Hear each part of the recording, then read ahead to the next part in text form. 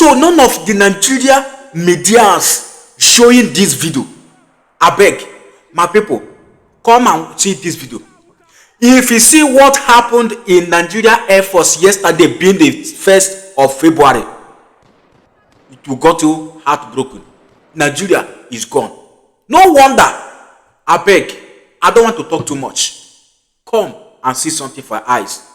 A lot is going on in Nigeria currently. Then after watching it, we'll talk about it, because many of you will be, after watching it, they will say, how do you get this video? How I think get it is none of your business. What matters is to expose Nigeria completely. Come and watch.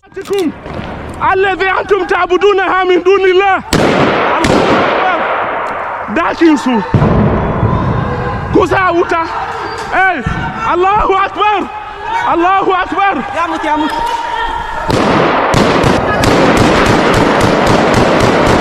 He has done. So for me, it's not a composition. It's just there knowing that he understands that what we are doing, we were sincere, we were deliberate about it, and wanted the best for our country. And I think that's what works with it. You were also instrumental in helping save his life and some of those who would have been killed in that planned coup. As always, I was also a target, I am sure you know. You were supposed to be locked up. Now, I was supposed to be arrested, and if I refused, I was supposed to be shot. But that's the job. And anybody who goes into coup... I think I've now come to terms with the fact that for us to have proper rapid development in Nigeria, we need to separate, we need to divide. Let the Yoruba man go their way, let the Northerners go their way, let the Easterners go their way. This thing about one Nigeria is definitely not going to work, Chacha. Wallahi. We can't forget what is happening, because it's even worse. So Alex, you're on the ground and you're saying this isn't slowing down. If anything, it actually is ramping up. What do you mean? Yeah, absolutely. That's the truth. I mean, just a few days ago in Kaduna, they kidnapped around 150 Christian students.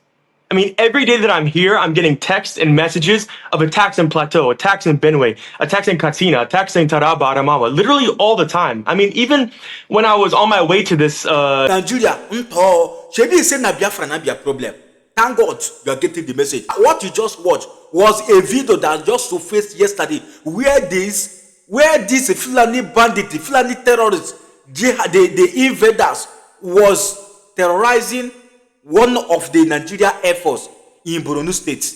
This is what exactly just happened. But that is their own cup of tea. If you know the video that you're about to watch, go and get your seat ready. If there is anything that will distract you, not to watch this video to the very end of it, please, you can do well to skip that. Then later you can continue, because this part that you're about to watch is so powerful in extent that I wouldn't want you to miss it for anything. You will see the reason why suddenly give Minister of Defense to this idiot called Christopher Musa, and why some other secret things that they have been hiding for Nigeria have suddenly surfaced. So my people, you will see the reason why a lot of people are advocating and asking for total breakup of Nigeria. Please sit and comport yourself, because Nigeria must be exposed. Let's dive in and watch it. Don't go anywhere. In Yawada, after this rebuilding, the government is liable. The blood is on your hands. We've come in good faith, with good heart, to help the people, to rebuild where nobody is helping. But you are responsible to secure your own people. And there's security here now, but we can't see that they leave in 1 month or 2 months. I can't come back and see that Yawada has been burned and killed again. If it happens, you are liable. It is your job to protect them. And so I challenge you, I beg you, do your job. Protect your own people. The U.S. government knows what has been done here. They know the attack. They know that I am here. They know that we have rebuilt Yawada, and they support me. Congressman Riley Moore, he supports what we're doing. He knows. He has the geographical coordinates of Yawada. And we are all monitoring what is happening here. So please, protect your people. Do not let anything happen to Yawada again. Thank you. Okay. I think I've now come to terms with the fact that for us to have proper rapid development in Nigeria, we need to separate, we need to divide. Let the Yoruba man go their way, let the Northerners go their way, let the Easterners go their way. This thing about one Nigeria is definitely not going to work, Chacha. Wallahi. You cannot have South Africans clowning us. You cannot have Ghanaians clowning us. And now you now have Namibians clowning us. One Nigeria is definitely not going to work. You cannot have a simple argument or a debate with anybody from Africa right now, and you are able to win. You speak one, they tell you electricity. You speak two, they tell you security. You cannot travel 10 kilometers without writing your will. They speak about bad road. They've gone as low as internet. We need to divide. This thing about one Nigeria is not going to work. Having one person as a president sitting in one place called Aso Rock, deciding the fate of 300 million people, especially when you know these are the least smartest people in the country, it's not going to work. Let us bring some kind of competition within these different regions, instead of having to depend and say everything has to do with the federal government. Ordinary electricity. I was thinking this thing about electricity in Ghana was a joke, but apparently these guys are having the best type of electricity like they were in Europe. In Nigeria, you can't even boast of 24 hours electricity. In year 2026, we need to divide, man. The only war we are winning right now in Nigeria is just jollof rice, and then maybe dirty December, clubbing alcohol. No, we can do better. This thing about what? Nigeria is 300 million people. When you look at these other countries I'm speaking about, you look at Ghana, they are not even up to 40 million. Namibia, 3 million on a good day. RCCG is bigger than Namibia. The Youth Ministry of Christ Embassy, they are bigger than Namibia. Yeah, these people, they are clowning us every single day. Nigerians cannot win one war. You cannot have a normal debate and say you are going to win. Everybody, they are clowning us. Giant of Africa, my foot. Let everybody go develop their region. Chase the Igbo man from the west. Go chase the Yoruba man from the east, let them go back. Everybody go make your region better. Go find the Igbo man in the north. Let everybody, but depending on one president to make these things happen is definitely not going to work. We are too many. We are too populated for this whole one Nigeria affair. It's not going to work. Let us divide. I am tired. I am tired. The bare minimum. We are not even speaking about healthcare. We are not even speaking about child mortality, education. Just the basics we cannot even be proud of. Not one Nigeria, my foot. Everybody go your way. Let's do a referendum. Let the people decide. Nonsense, man. Happened all these things, and I said, you know what? Because people are hearing, the government will help. The UN, they're gonna help. The other NGOs and organizations doing work in Nigeria, they will help. And so I said, you know what? I'll take a step back. This is too big for me. I want to, but I can't. But people will help. And 5 or 6 months later, I said, you know what? I felt an urge in my heart to look into what happened in Yawada. Have people help? Has the government stepped up? Have the organizations come here to help rebuild? I started talking to people on the ground. Nothing. No home. No initiative to rebuild. No initiative to get people to come back to their land. And I said, how can this be? This can't be right. And so I said, you know what? I will go. I don't know the extent of the damage. I don't know how much money it's going to cost. I don't know what I can do. But I said, I'm going to begin in faith. Even if it's one house that I build, I'm going to build it. It will begin. And so I came. And I find that people are neglected. People do not care. They don't truly want to have significant impact in these places. And I found people that were suffering. Thousands of people in IDPs. From Yawada specifically. And they have no food, no water. They poop in front of each other on the street. And meanwhile, their homes are burned. Their farms destroyed. Their land here looked like nobody had lived here in hundreds of years. And I said, how can this be? This was a few months ago. And why are people not crying out to help the Nigerians? The ones who are suffering and afflicted. They're not being killed because they're criminals. They're not being massacred because they've done things wrong. They're being massacred in innocence. Their blood is being poured out. Their throats are being cut. Their babies are being burned to charcoal. And their homes are completely destroyed. Their villages are gone. Desolate. How can someone else from another country come here and care more about your own people? And you're the one that's supposed to shepherd your flock. You know, we can't hold the government to be fully liable to take care of its people. But we can hold the church. Because the church has a covenant with God. We can't forget what is happening because it's even worse.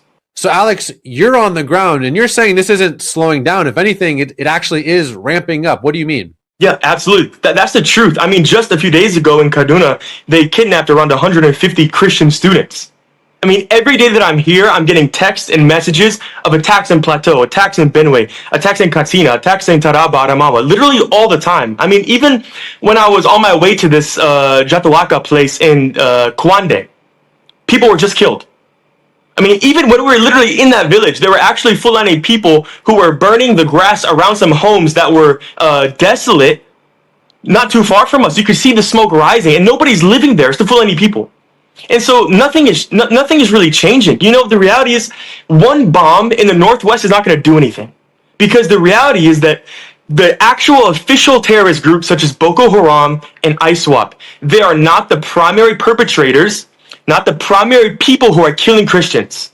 It's the Fulani terrorists, the Fulani militias. They're the ones all across Nigeria, from the south to the north, from the west to the east. They're the ones who are primarily massacring, burning, and literally cutting people in pieces. It's not the actual official terrorist groups. Yes, they are killing both Christians and Muslims in Borno State, some in Adamawa, Taraba, Yobe, in Sokoto. And so they are killing, they are burning, they're doing these things. But those are more so limited to that specific state and even just portion of that state. It's not necessarily widespread.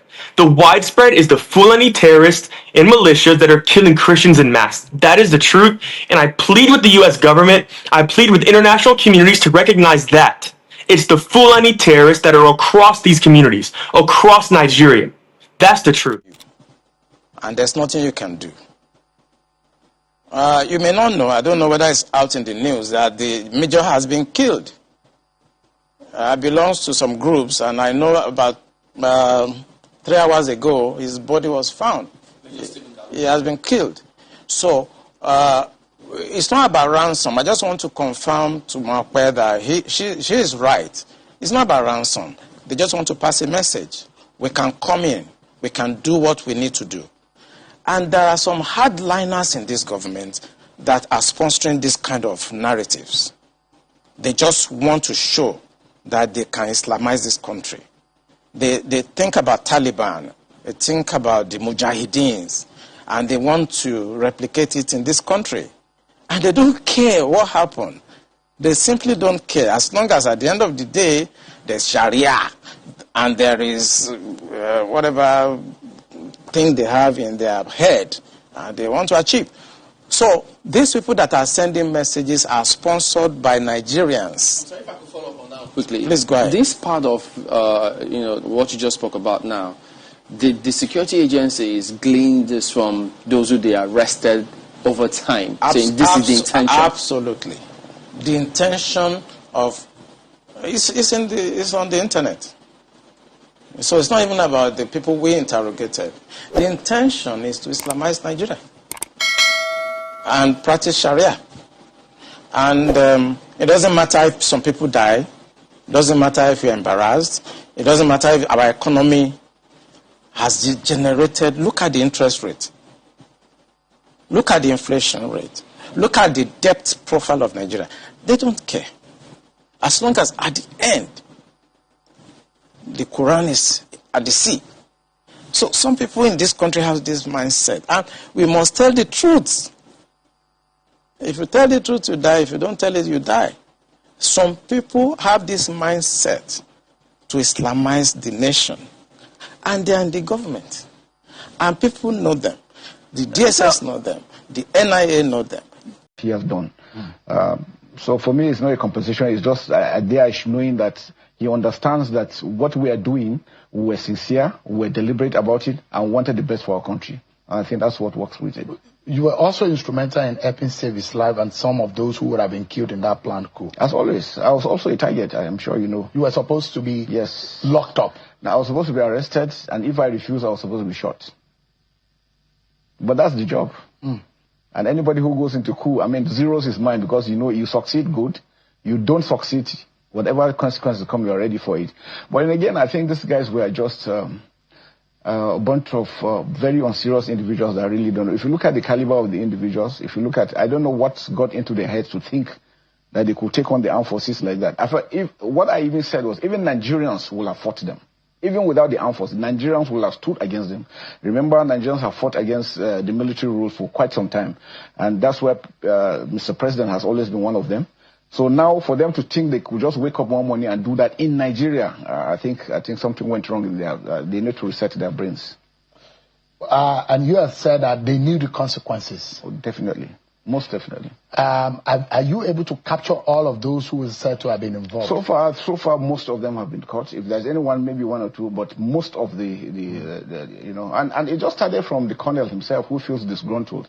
because he was not promoted. He didn't meet the mark to be promoted. You know, the armed forces is really very strict about its promotions system.